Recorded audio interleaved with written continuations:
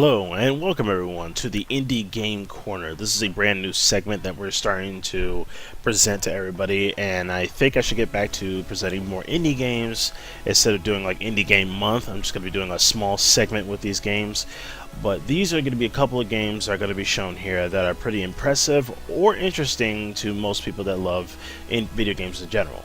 And I want to bring these games to light. Remember, most of these games are just demos, so they're not the full entire thing of the game, but I do hope most of these games do get completed. If you want to try out these games, or you actually want to tell the developers yourself how you like the game, check the link down below in the description, and hopefully you can check them out.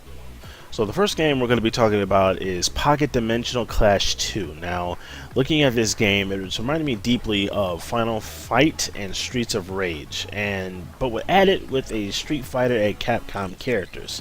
Now, if you look at this game, it does have a bit of a slow progression, which is basically kind of for it, but when you start playing it and start learning their combos and combination attacks, it starts to get a little bit better. But the three characters you get to choose from are Captain Commando, Blink, and Rion, which is a weird character, but apparently that's what her name is.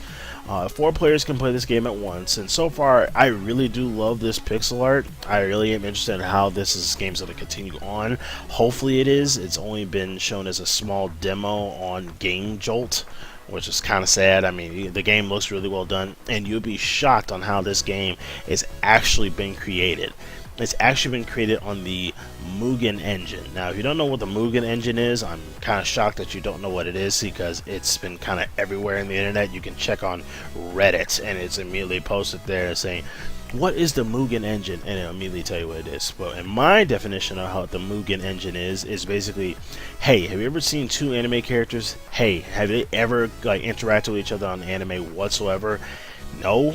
Then you probably want to download the Mugen engine, because that's exactly what's going to do. There's a whole swarm of characters, things to look at, backgrounds. You can create your own game with this thing. The thing is, though, this person decided to take this game a whole new level by using it as a editing engine, adding the pixel art, the small pixel characters, each other's single other characters, the enemies, health bars, everything else like that. So the person actually took the time into creating this game, which I'm really impressed on how it looks like Final Fight or Streets of Rage, however guys you want to see this. And they added Street Fighter characters. You only get to fight one boss in this demo here, which is Evil Ryu, of course, because why not? And then you have so many other things that this game involves. It's just a very short demo, so if you want to check this out, it's also in the link in the bottom of the description. Next game I'm going to be bringing to the light here is the game called Hyper Diapers. Yes, I am not joking here when I said Hyper Diapers. Now, this game may look weird, it may sound weird, but this small indie game is extremely fun. The reason why I'm saying that is because these toddlers are pretty crazy. The main mechanic of this game is to make sure to keep an eye on all the babies around the house. Now, these babies come out of everywhere. They don't even show up, no indication, they're just there. Now, meanwhile, after all the babies and more babies keep appearing, the more trouble they will be filling the entire house with their dangerous objects, like such as an open oven, which I'm still questioning why there is an open oven in the house, a washing machine, a freezer, a computer, and other things that are just too dangerous for kids to get towards. This game was kind of an unexpected, just all around tough and taking care of all these crazy kids. You wonder how the parents in this game are so calm, but yet this is what you're dealing with. Now, each kid is everywhere. You have to make sure to grab them, pick them up, and drag them to somewhere that's safe. Other than that, if you just leave them there, you will lose a life. We only have 3 lives to choose from. There are babies that will stick themselves in the freezer, in the oven, in the washing machine, under a bed, in the top of the air fans, everywhere. Like, it's ridiculous. It's basically teaching you how crazy little kids can be and how weird areas they can probably get, which are pretty dangerous. So the highest I've ever gotten has been 25. It's been pretty hectic. I mean, I'm not joking here. These kids are like everywhere. Like, you just go, whoa, what? Where are you going? Hey, kid, hold on. I'd recommend this. Take a look at this game. I mean, it's pretty fun though, with all of the crazy kids and how they get in the most weird and awkward places. Some of them go on top of the stove, some of them go on top of the cabinets. You have to make sure to pick them up, like I said, and drop them probably near the parents or in the clothing basket where they can't really get out for a set number of time. Now, the highest I believe I heard from the developer is it probably goes up to near 100. This game will keep going and going and going until you basically lose all 3 of your lives. So I'm pretty sure the highest is probably 100, but if you can capture all of those crazy kids, I say congratulations, because you're able to withstand having more than 100 kids around the house. I've immediately lost after 25. Other than that, I do love how the game is well designed. The mechanic is very simple, but yet it gets you interested on how the game continues to progress. With the amazing pixel art and the calm, ever-bearing parents, which I'm pretty sure are losing their minds at this point, and the assorted of babies that have like mustaches, top hats, basically looking like a walking meme. Other than that, I really do love this small little indie game. I'm pretty sure you might be interested too. Also, this game is in the description below.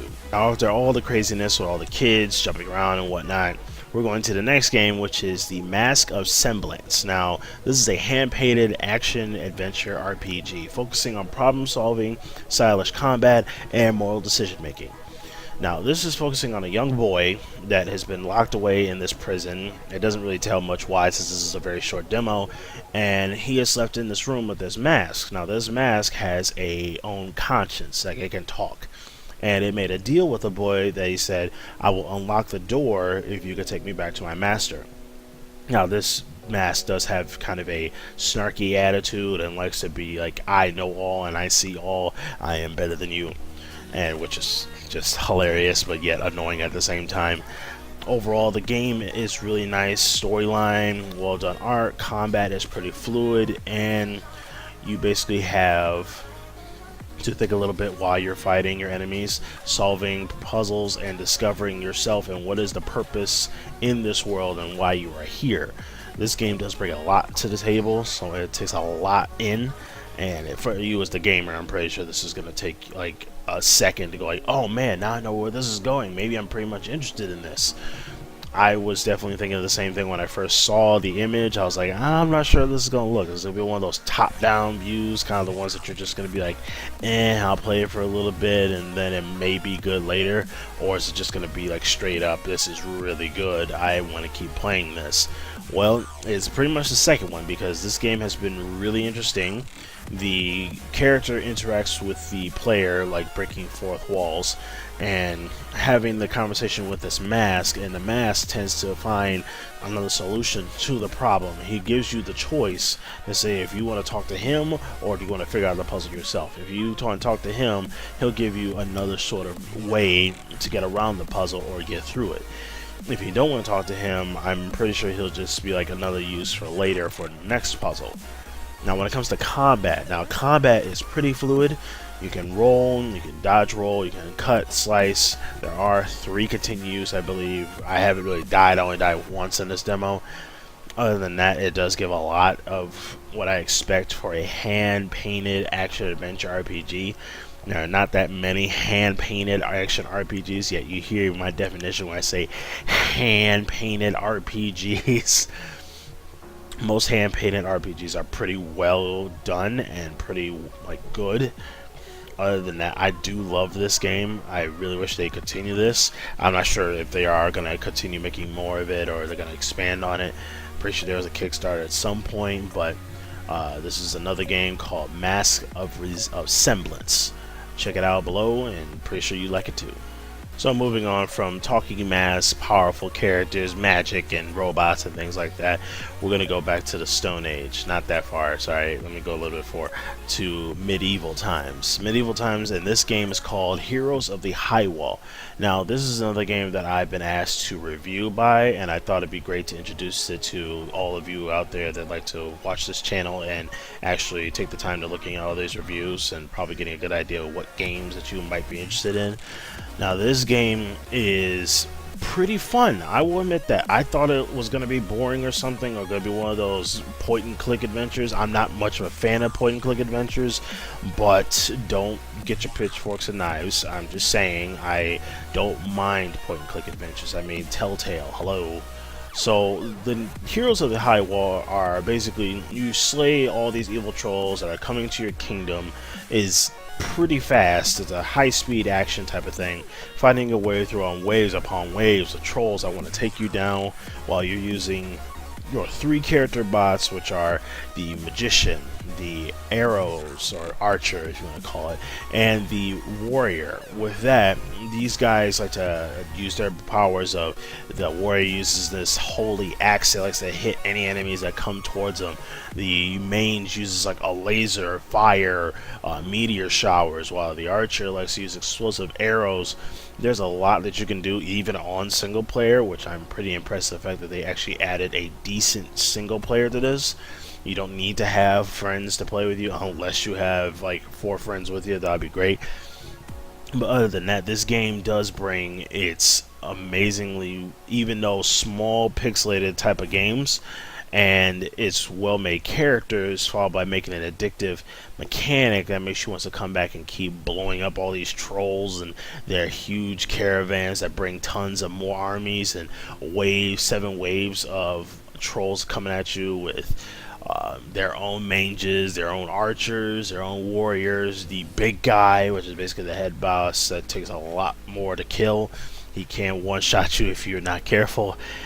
If you want to take a look at this game, I mean, I recommend this to most people that like this type of game where you fight upon waves of enemies like Orcs Must Die. It's kind of like that, except not third person, but it's kind of that side view, look at everything around you, side scroller type of thing. It is a bit of action, it is pretty fun. It's not boring. Unless you don't like this type of game or art style, then okay, it might be boring for you. But if you do like pixel art and other things with trolls and destroying things and causing mayhem and chaos, then I definitely recommend this game to you as a definite download. Which again, this one's on itch.io. Okay folks, we're getting towards the last end of this segment, which we have 3 more games to go through. Now the next one I'm going to be talking about is, I'm pretty sure you've seen this on Steam or you have seen this around somewhere. It's called Rearmed Trials. Now Rearmed Trials, it kind of reminds me of this whole I'm a lone samurai, I must fight this huge amount of enemies, which is pretty obvious when it comes to the way of the samurai games or any other type of games that involve created characters and things like that. Well, this one doesn't have created characters, I'm just using it as a reference, but you take up your sword against these huge amount of enemies with thunder, steel, mist, armed with wings to help you against a wage war. Tons of these angels. These look like archangels to me, honestly. But how long can you survive against these guys? Now, so far I lasted at least about 10, maybe 15 of the waves that came by so far, but they do get harder each time, which is ooh. Now this game does bring a lot about survival, how long can you last against tons of enemies that want to take you down. There is another version of this game which I believe is a pretty way different version of this. It is available on Steam, again, as always, the link is down there in the description. This game is very fast paced, a lot of enemies, weapons to break from with a layered combat fighting system against hordes of armies. Mostly the white light characters are the ones that are going to be harder to defeat and destroy, while the regular small soldiers are the ones that are easier to take out in one shot. The brighter enemies do take a while to kill, even with all your weapons and abilities and lightning strikes. But then again, this game is pretty worth it when it comes to looking at this.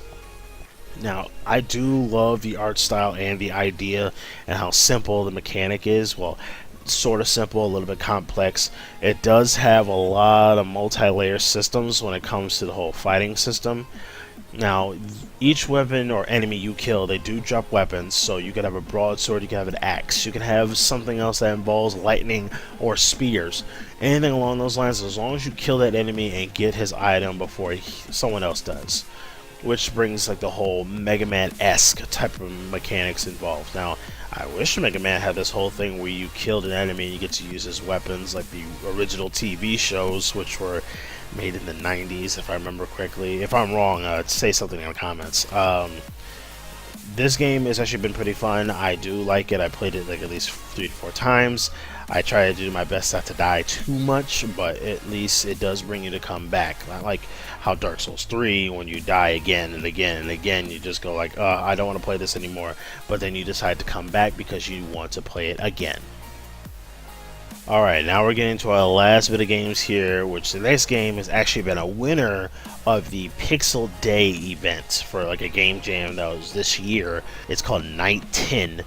This game won first place in Pixel Day of 2018. Now, what is Pixel Day? Pixel Day is basically a celebration of the classic gaming by making original pixel art, animation, games, or chip tunes. You can check out more about Pixel Day in the description. This actually was celebrated by Newgrounds. Now, the main story about Knightin is about one brave knight decided to make an adventure towards a those knights had not survived. His goal was to search for loot, fame, I got a shoulder when you need me. Those tears are running, I see you clearly. I hope you're waiting for me, saving up those rivers to make you see. Don't drift too far away, don't drift too far away from me. Yeah, my ocean's running deep, my ocean's running way too deep to let you go. And I know that sometimes our passions are wasted on the wrong ones. And I know that we'll take a heart before we wanna get one. And I know that my soul knew I loved you before I even knew you. Sometimes you gotta let it go, just hoping it comes back to you. I would say check out this game because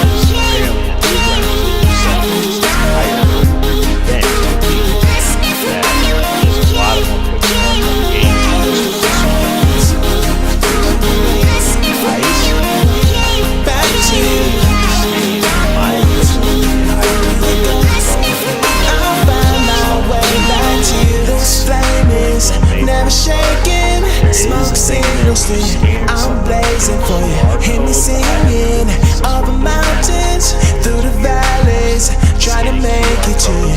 Don't drift too far away, don't drift too far away, my love. I hope you're on the way, come meet me halfway, my love. I know that sometimes our passions are wasted on the wrong ones, and I know that we'll take a heart before we wanna get one. And I know that my soul knew I loved you before I knew you. Sometimes you gotta let it go, just so it comes back to you.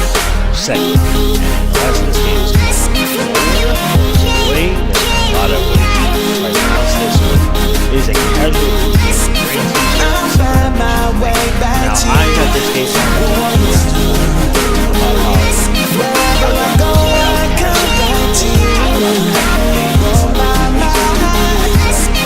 I'll find my way back to you.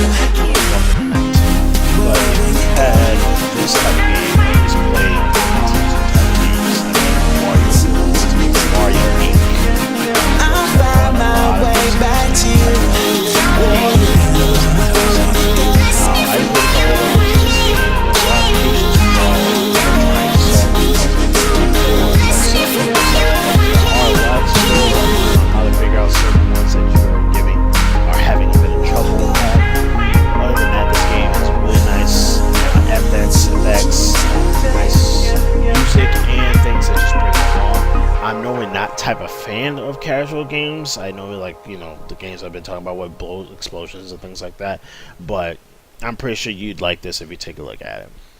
So, if you like this segment or like how it's going, please leave a comment or a like below. If you want to add a new indie game or something for me to go over and talk about, also send it down below to the comments down there. If you really want to talk more about other things, or should I keep more of the reviews, again, same thing. But thank you for liking, commenting, and subscribing.